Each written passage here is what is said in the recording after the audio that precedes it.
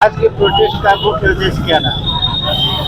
देखिए, आज 12 सूत्री मांग को लेकर के बिहार राज्य आंगनबाड़ी कर्मचारी यूनियन जो है ये धरना दे रहा है, जिसमें मुख्य रूप से हमारी सेविका सहायिका को सरकारी कर्मचारी का दर्जा देना, उनको 24,000 मानदेय देना, वो जिस केंद्र चलाती हैं वहाँ साधनों का बड़े पैमाने पर अभाव है, उसको साधन संपन्न बनाया जाए। जो ICDS कार्यालय में, परियोजना कार्यालय में 4-4, 5-5 वर्ष से जमे हुए कर्मी हैं, जिन्होंने कॉकस तैयार करके सेविकाओं को लूटने का नया तरीका अपनाते हैं, वैसे जमे हुए कर्मियों का ट्रांसफर किया जाए। हमारी सेविका को जो मोबाइल खराब दिया गया है उसको रिप्लेस किया जाए, और जांच के नाम पर हमारी सेविका को जो मानसिक रूप से प्रताड़ित किया जाता है उस पर रोक लगाया जाए। इन्हीं तमाम सवालों को लेकर के आज हम लोग धरना दिए हैं, और आने वाले दिनों में हम सेविका के सवाल को लेकर के सुप्रीम कोर्ट जाने की तैयारी कर रहे हैं, क्योंकि सुप्रीम कोर्ट ने कुछ फैसला दिया पिछले दिनों जिसको सरकार लागू नहीं कर रही है, तो उसको लेकर के हम लोग जा रहे हैं कि सुप्रीम कोर्ट जाने की तैयारी कर रहे हैं। और फरवरी महीना में बिहार विधानसभा खुलने वाला है, उस बिहार विधानसभा खुलने के समय में भी हम लोग एक मजबूत सेविका सहायिका का आंदोलन पटना में करने की तैयारी कर रहे हैं।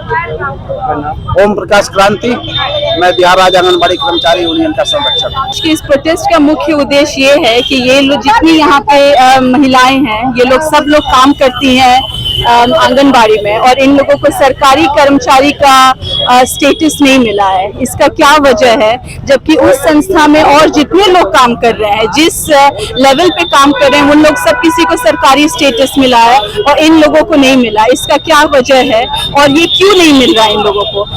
अगर किसी को आप वॉलंटियर का स्टेटस देते हैं तब आप उनको सैलरी नहीं दीजिएगा, आप उनको एक्सपेंसेस कर दीजिएगा, लेकिन ये लोग वॉलंटियर्स नहीं है, इन लोगों को सैलरी मिलता है जो कि बहुत ही मिनिमम वेज से भी कम सैलरी है। तो हम लोगों की यही डिमांड है कि जो लोग, ये सारी महिलाएं अपने परिवार को छोड़कर आती हैं, अपने बच्चों को छोड़कर आती हैं, हमारे बच्चों को देखने के लिए आती हैं, और इन लोगों को सरकारी कर्मचारी का स्टेटस नहीं मिला है। जिस बिल्डिंग में ये लोग काम करती हैं उस बिल्डिंग का रेंट नहीं मिलता है, बच्चों को खाना बनाने के लिए उन लोगों को बर्तन नहीं मिल रहा है, बच्चे जमीन पे बैठते हैं। तो जो सरकार के पास पैसा है, ये सब पैसा कहाँ जा रहा है? सिर्फ रोड बनाने में जा रहा है, जो 6-6 महीना पे रोड टूट जाता है। ये बिल्डिंग में हम लोग, बच्चे हमारे भविष्य हैं, और जब तक कोई भी सोसाइटी में महिलाएं और पुरुष दोनों की भागीदारी इक्वल रहेगी तभी वो सोसाइटी आगे बढ़ेगा।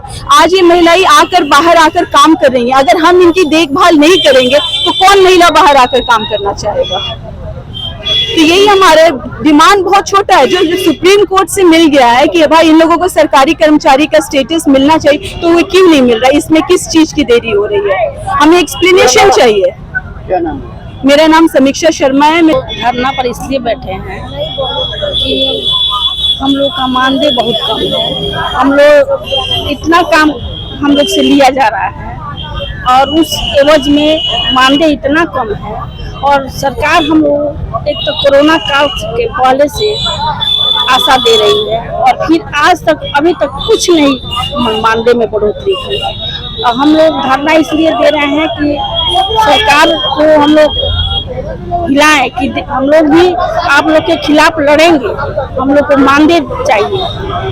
और ये आंगनबाड़ी कर्मचारी जो है उसको सरकारी कर्मचारी घोषित करे, और हमेशा बुधवार को जांच, हमेशा बृहस्पतिवार को जांच। ये जांच से हम लोग तंग आ गए। सुमन वर्मा, जिला महासचिव।